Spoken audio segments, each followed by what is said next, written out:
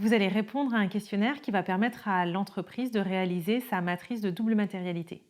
Une matrice de double matérialité, c'est un graphique qu'on va retrouver dans les rapports extra-financiers et qui permet de donner de l'information aux investisseurs et également aux preneurs de décision de l'entreprise sur les impacts ESG, donc ESG c'est environnement, social, gouvernance, auxquels l'entreprise est confrontée.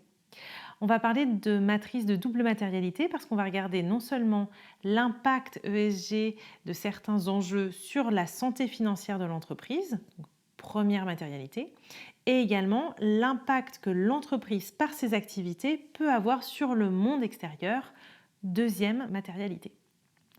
Je vais vous donner un exemple pour que ce soit un petit peu plus concret. Imaginons qu'on parle d'une entreprise qui travaille dans le secteur de l'agroalimentaire et du dérèglement climatique. Euh, L'enjeu, c'est le dérèglement climatique et donc on va pouvoir regarder si ce dérèglement climatique a un impact sur la santé financière de notre entreprise dans l'agroalimentaire.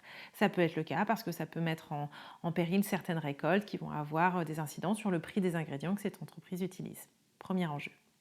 On peut regarder aussi quel impact l'entreprise a sur l'enjeu du dérèglement climatique en regardant notamment son bilan carbone et en voyant si effectivement c'est quelque chose qui peut être problématique à l'avenir.